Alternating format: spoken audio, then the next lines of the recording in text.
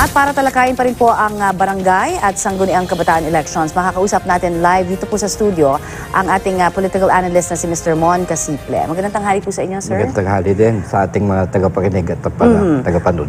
Gaano ba kaimportante talaga itong barangay at SK elections para doon sa kaalaman din ng ating mga manunood? Kasi alam naman natin ilang beses na itong napospone. Meron ba talaga itong malaking significance sa ating pong governance? Well, para sa mga kababayan natin, ito yung pagkakataon magkaroon ka ng chance na palitan yung mga aktual na mumuno sa komunidad. Pero para sa mga politiko, ito yung kinakabahan sila na period. Kasi ang pinag-uusapan dito ay political base. Meaning, pag yung kanilang mga tao sa barangay na sinasabi nating ward leaders, pag natalo, may eleksyon sunod na taon, delikado sila.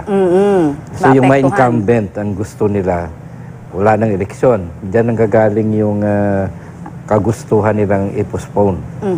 Pero doon naman sa mga oposisyon, siyempre gusto nila matuloy. Of course. So talaga hong ang sinasabing rason, kasi ilang beses din itong naantala, ay yung mismong mga incumbent na mga mayors. Ganun ho ba? Ayaw talaga nila na magkaroon ng SK dahil maaring pag matalo yung kanilang mga tao doon sa eleksyon, it can really affect them. Pag sa dating naman sa kanila ho. Totoo yan. Hindi lang mayor, pati governor at saka lahat. Mga congressman, yung mga nasa lokal. So yun ang rason, bakit napopospone? Kasi base ang barangay Kung tutuhanin, hindi dapat yan partisan. Non-partisan dapat yan Pero dahil sinama mo sa politika ng bansa ang barangay, talagang pinag-aawayan yan ng mga politiko. Tsaka ito lumawak pa yung age natin para dun sa makakaboto dito sa barangay elections. Anong implication yan? Para bang sinasabi nila hanggang 30 po pwede pang bumoto rin sa barangay elections? Actually, or SK rather. Sa SK yan. Sa barangay SK. kasi parang ordinaryong election yes, yan. Yung SK naman, nagkaroon ng SK reform law na kung saan nakasabi na hindi pwede maging opisyal ng SK na hindi ka 18 years old and above. 18 to 24. For the simple reason na hindi ka pwede mag-sign ng cheque. Dapat hawak mo yung pera. At the same time, pareho pa rin naman yung age, 16 o 17. Pero pinataas nila yung anong implication niyan, sir? Well, at least para dun sa SK. Aside sa isip bata, yung mabubuto, malaking usapin dyan na yung mga dating incumbent na mga SK, pwede pa rin sila bumuto. Oo, yun na nga. Hindi ba mas magulo yun, di ba? Pero itong nakaraang mga SK and barangay elections natin, ano ho yung naging assessment ninyo dyan? Well, aside sa sinasabi ko kanina, isang naging partisan na eleksyon ito, sigurado lahat ng alam nating trapo politics, papasok. Vote buying, yung bilihan ng boto, may mga dayaan pa dyan. In fact, yan ang pinaka-criticism namin sa SK. Naging training ground para sa trapo politics. Mga bata pa lang. Mga bata pa lang, tinuruan mo na ng paano mandaya sa eleksyon. Delikado. So ito nga, sinasabi nila na of course itong mga nakalipas na mga eleksyon, ang pagpaliban nga, because primarily ang sinasabi naman, hindi dahil sa gustong mapospone lamang ng mga incumbent officials, kundi sabi nga ni President Duterte, yung drug money dyan ay nagagamit din. Ano ho ang tingin nyo dyan? Well, may eleksyon man o wala, na barangay man o mas mataas pa, may kakaroon talaga ng problema yung drugs.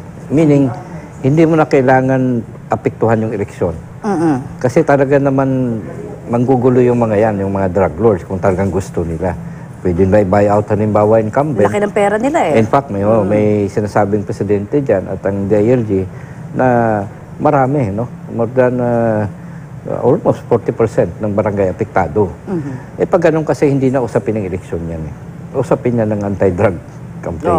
So doon mo dapat lutasin. Hindi yung pagbawalan mo, yung electoral process. para lamang dyan sa drugs. Hindi yan ang purpose niya. Pero balikan ko lang ha, kasi nabanggit niyo ho kanina na dapat non-partisan naman talaga ito. Kaya lang hindi ho ganyan ang nangyayari. In fact, meron na tayong maitala na karahasan na naman related dito sa nangyayaring eleksyon ngayon. Anong tingin niyo dyan? Paano ba natin at least ma-fix o maayos po yung ganong klase na parang, kasi pag sinabi mong eleksyon yan, whether or not sa kabataan o sa ordinaryong mga namumuno na dati pa? Actually, kinikilala formally ng batas at ng mga politiko na non-partisan yan. Ang problema, Nagagamit. ginawa mo yung barangay kasi na basic unit na political unit ng ating gobyerno. And therefore, may budget yan. May ira yan. Doon pa lang may problema ka na eh.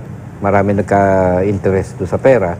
Pangalawa, dahil nasa community level yan, napakalaki ng temptation na kunin mo yung barangay, yung mga opisyal, para maging tauhan mo, yung mga ward leaders nga.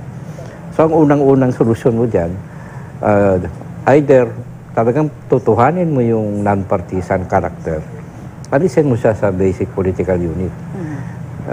In fact, mahirap. Nahalata na namin yan doon sa usapan ng Chatsa, no? Pero, pwede naman... ng budget. Mas madali ba yun? Paano hindi, naman pag basic political unit kasi, may ira yun eh. Oo nga. Ngayon, pwede mong gawin yung kabila naman. Palakasin mo yung political party system down to the barangay para may control ang partido, hindi tao, hindi yung politiko, kundi magkaroon ng rules ang mga barangay, ang mga miyembro ng partido. Pwede mong habulin later yan. Ang problema, mahina yung political party natin kasi ayaw ng mga politiko palakasin yun. So hindi ho masasabi na parang we can do away with itong pong, at least SK, no? Pwede bang mawala na yan dun sa political, kumbaga na phase of yung ating governance po? Well, depende yan sa atin, kasi nasa Constitution yung mandate dyan eh. Ngayon, pwede mo rin gawin na ganito, na yung anti-dynasty provision, nasa SK law yan, Yeah. Ipatupad mo ng gusto. Kasi ang pinakaugat ng mga problema dyan, yung pagkaroon ng poder o kapangyarihan ng mga pamilya, ng mga clan, at ayaw nilang bitiwan yung kapangyarihan. Oo. Yung sinasabi kasi nila, dapat malaman natin, ano ba yung impact nitong barangay at SK election sa susunod na election? Nabanggit nyo kanina na depende kung sino mananalo. Pero can you expound on that, sir? Well, malaking advantage yung halimbawa tao ko yung naging barangay chairman at saka naging membro ng sanggunian, Kasi pagdating sa eleksyon, yan ang nagbabantay ng mga presinto. Pwede sila pumasok, in fact, ng presinto eh. Wala na silang dalang baril. Pero marami na tayong kaso sa mga eleksyon na nakikialam yung barangay chairman sa palakad mismo ng BI. Bawal yun eh. Pero dahil kanyang lugar, siyempre... Siga-sigaan na. Siga-siga na. Pag ganyan, tinatakot mo ngayon yung mga botante. So parang, the system in itself, sir, anong masasabi nyo? Kasi kung para bang paulit-ulit nang nangyayari ito, kahit na sabihin na natin, sabi mo nga, nagiging training ground para mangurakot yung mga batang politiko. Paano natin to dapat tingnan as a country? Kasi kung ganito ka bata pa lamang o nagkakaroon na ng pagkakataon, di ba, na mag-isip ng tiwali, how should we react as a nation? Tayo mga nagbabantay, tayo mga dapat nilang sinisilbihan. Well, tingnan natin itong bagong SK reform law, Wala pa, first time ito na-implement sa election. Kung may impact ba talaga yung anti-dynasty provision ito. Pero, ako, tingin ko, ang mahalaga dyan, ilayo mo yung pera sa mga bata. Kasi the moment yung pera ay hawak nila at may koneksyon sila sa mga politiko, ang tendensya dyan corruption. At nagkakaroon sila ng incentive para maging trapo din. Yun yung training ground na sinasabi. So, isa talaga dyan na solusyon. Alisin mo lahat ng temptation, na parang sa ordinary politics. Nang sa ganun, makakonsentrate sila sa pagiging totoong serbisyo lang. Tunay na serbisyo. Alright, maraming pong salamat sa inyo pong binigay sa aming oras, Mr. Ramon Casiple. Thank you, sir.